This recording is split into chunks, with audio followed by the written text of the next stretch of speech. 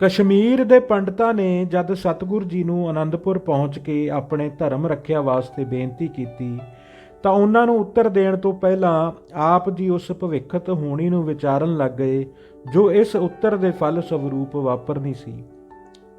ਇਸ ਸਮੇਂ ਅਚਨਚੇਤ ਸ੍ਰੀ ਗੋਬਿੰਦ ਰਾਏ ਜੀ ਖੇਡਦੇ ਖੇਡਦੇ ਆ ਗਏ ਅਤੇ ਪਿਤਾ ਜੀ ਨੂੰ ਇਸ ਤਰ੍ਹਾਂ ਵਿਚਾਰ ਵਿੱਚ ਵੇਖ ਕੇ ਆਖਿਆ, ਪਿਤਾ ਜੀ ਆਪ ਇਤਨੀ ਗੰਭੀਰ ਵਿਚਾਰ ਵਿੱਚ ਕਿਉਂ ਹੋ?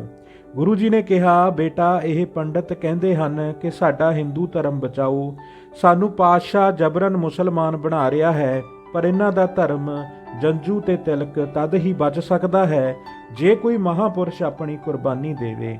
ਇਹ ਗੱਲ ਸੁਣ ਕੇ ਸਾਹਿਬਜ਼ਾਦੇ ਨੇ ਕਿਹਾ, ਪਿਤਾ ਜੀ ਤੁਹਾਡੇ ਨਾਲੋਂ ਹੋਰ ਕਿਹੜਾ ਮਹਾਪੁਰਸ਼ ਹੋ ਸਕਦਾ ਹੈ? ਇਸ ਵਾਸਤੇ ਤੁਸੀਂ ਹੀ ਇਹਨਾਂ ਦੀ ਧਰਮ ਰੱਖਿਆ ਕਰਨ ਦੇ ਸਮਰੱਥ ਹੋ।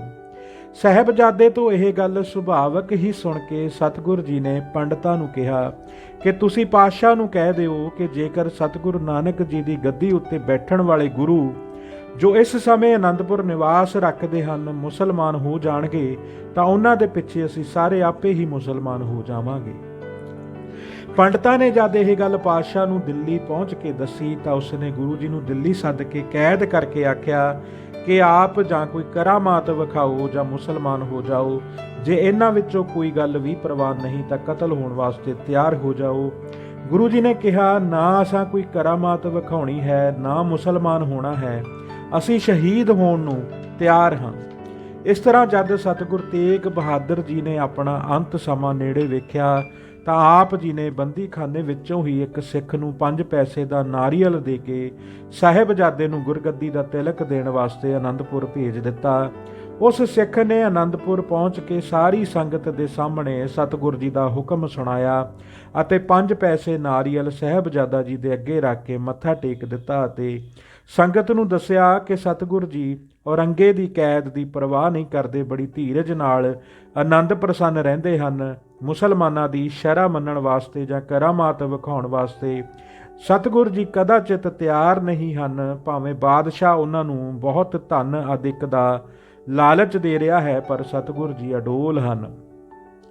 ਇਸ ਤਰ੍ਹਾਂ ਸਤਿਗੁਰ ਜੀ ਦੀਆਂ ਧੀਰਜ ਅਤੇ ਕਸ਼ਟ ਸਹਾਰਨ ਦੀਆਂ ਗੱਲਾਂ ਕਰਕੇ ਸਾਰਾ ਪਰਿਵਾਰ ਤੇ ਸਿੱਖ ਸੰਗਤਾਂ ਆਪ ਜੀ ਦੀ ਮਹਿਮਾ ਗਾ ਰਹੇ ਸਨ ਕਿ ਅਚਾਨਕ ਹੀ ਦਿਨ ਢਲੇ ਦੇ ਲਗਭਗ ਇੱਕ ਸਿੱਖ ਨੇ ਆਣ ਕੇ ਖਬਰ ਸੁਣਾਈ ਕਿ ਸਤਿਗੁਰ ਜੀ ਸ਼ਹੀਦ ਹੋ ਗਏ ਹਨ ਅਤੇ ਉਹਨਾਂ ਦਾ ਸੀਸ ਇੱਕ ਸਿੱਖ ਲੈ ਕੇ ਆ ਰਿਹਾ ਹੈ।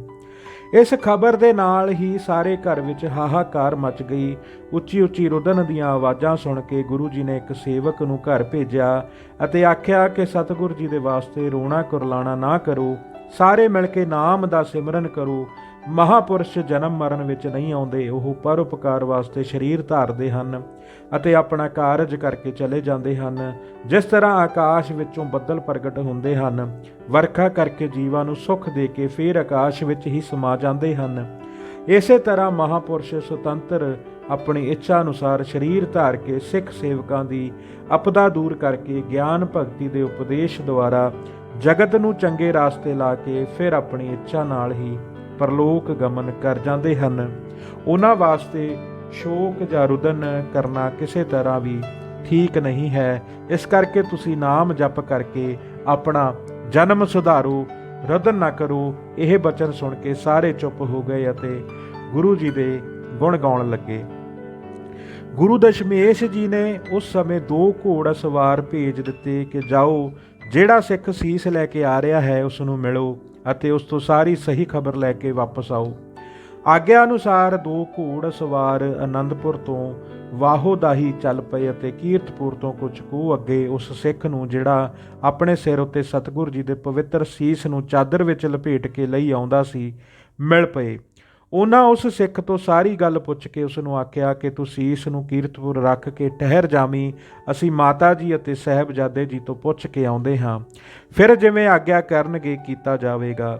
ਜਦ ਘੋੜ ਸਵਾਰਾਂ ਨੇ ਅਨੰਦਪੁਰ ਆਣ ਕੇ ਮਾਤਾ ਜੀ ਨੂੰ ਅਤੇ ਸਾਹਿਬਜ਼ਾਦੇ ਨੂੰ ਸਾਰੀ ਗੱਲ ਦੱਸ ਕੇ ਆਖਿਆ ਕਿ ਸਤਿਗੁਰ ਜੀ ਦਾ ਪਵਿੱਤਰ ਸੀਸ ਲੈ ਕੇ ਸਿੱਖ ਕੀਰਤਪੁਰ ਆਪ ਜੀ ਦੇ ਹੁਕਮ ਦੀ ਉਡੀਕ ਵਿੱਚ ਬੈਠਾ ਹੈ, ਜਿਵੇਂ ਹੁਕਮ ਹੋਵੇ ਉਸ ਨੂੰ ਸੂਚਿਤ ਕੀਤਾ ਜਾਵੇ। ਸਾਹਿਬਜ਼ਾਦਾ ਜੀ ਨੇ ਮਾਤਾ ਜੀ ਅਤੇ ਮਾਮਾ ਕਿਰਪਾਲ ਜੀ ਨੂੰ ਪੁੱਛਿਆ ਕਿ ਸਤਿਗੁਰ ਜੀ ਦੇ ਸੀਸ ਦਾ ਸੰਸਕਾਰ ਕਿੱਥੇ ਕੀਤਾ ਜਾਵੇ, ਕੀਰਤਪੁਰ ਜਾਂ ਆਨੰਦਪੁਰ। ਕਈ ਮਸੰਦਾਂ ਨੇ ਰਾਏ ਦਿੱਤੀ ਕਿ ਜਦ ਤੋਂ ਸ੍ਰੀ ਗੁਰੂ ਹਰਗੋਬਿੰਦ ਜੀ ਦਾ ਸੰਸਕਾਰ ਕੀਰਤਪੁਰ ਹੋਇਆ ਹੈ, ਉਸ ਤੋਂ ਪਿੱਛੋਂ ਸ੍ਰੀ ਹਰਿ ਰਾਏ ਜੀ ਅਤੇ ਦੂਸਰੇ ਬਾਬੇ ਸੂਰਜਮਲ ਆਦਿ ਸੋਢੀਆਂ ਦੇ ਮ੍ਰਿਤਕ ਸਰੀਰ ਉੱਥੇ ਹੀ ਸੰਸਕਾਰੇ ਜਾਂਦੇ ਰਹੇ ਹਨ। ਇਸ ਕਰਕੇ ਸਤਿਗੁਰ ਜੀ ਦੇ ਸੀਸ ਦਾ ਸੰਸਕਾਰ ਵੀ ਉੱਥੇ ਉਹਨਾਂ ਦੇ ਪਾਸ ਕੀਰਤਪੁਰ ਕਰਨਾ ਚਾਹੀਦਾ ਹੈ। ਇਹ ਗੱਲ ਸੁਣ ਕੇ ਮਾਤਾ ਗੁਜਰੀ ਜੀ ਨੇ ਫਰਮਾਇਆ ਕਿ ਹੋਰਨਾਂ ਸੋਢੀਆਂ ਨੇ ਆਪਣਾ ਕੋਈ ਵੱਖਰਾ ਨਗਰ ਨਹੀਂ ਸੀ ਵਸਾਇਆ ਹੋਇਆ, ਇਸ ਕਰਕੇ ਉਹਨਾਂ ਦੇ ਉੱਥੇ ਕੀਰਤਪੁਰ ਸੰਸਕਾਰ ਕਰਨੇ ਠੀਕ ਸਨ। ਪਰ ਇਹ ਆਨੰਦਪੁਰ ਨਗਰ ਸਤਿਗੁਰ ਜੀ ਦਾ ਆਪਣਾ ਵਸਾਇਆ ਹੋਇਆ ਨਗਰ ਹੈ ਤੇ ਨਿਵਾਸ ਸਥਾਨ ਹੈ, ਇਸ ਕਰਕੇ ਸੀਸ ਨੂੰ ਇੱਥੇ ਹੀ ਲਿਆ ਕੇ ਸੰਸਕਾਰ ਕਰੋ। ਵੱਡੀ ਮਾਤਾ ਨਾਨਕੀ ਜੀ ਨੇ ਵੀ ਇਹੀ ਇੱਛਾ ਪ੍ਰਗਟ ਕੀਤੀ ਕਿ ਸੀਸ ਦਾ ਸੰਸਕਾਰ ਆਨੰਦਪੁਰ ਹੀ ਕੀਤਾ ਜਾਵੇ।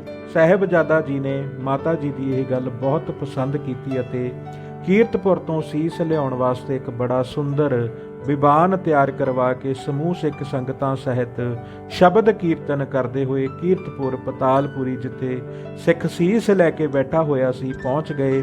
ਪਹਿਲਾਂ ਸਭ ਨੇ ਪਵਿੱਤਰ ਸੀਸ ਨੂੰ ਨਮਸਕਾਰਾਂ ਕੀਤੀਆਂ ਤੇ ਫਿਰ ਬੜੇ ਸਤਿਕਾਰ ਨਾਲ ਵਿਵਾਨ ਵਿੱਚ ਰੱਖ ਕੇ ਰਾਸਤੇ ਵਿੱਚ ਮਾਰੂ ਰਾਗ ਤੇ ਵਡਹੰਸ ਦੇ ਵਿਰਾਗਮਈ ਸ਼ਬਦ ਪੜ੍ਹਦੇ ਹੋਏ ਉੱਤੋਂ ਫੁੱਲਾਂ ਦੀ ਅਤੇ ਧਨ ਦੀ ਵਰਖਾ ਕਰਦੇ ਹੋਏ ਆਨੰਦਪੁਰ ਉੱਥੇ ਲਿਆ ਕੇ ਰੱਖ ਦਿੱਤਾ, ਜਿੱਥੇ ਸੰਸਕਾਰ ਵਾਸਤੇ ਚੰਦਨ ਦੀ ਚਿਖਾ ਤਿਆਰ ਕਰਵਾਈ ਗਈ ਸੀ।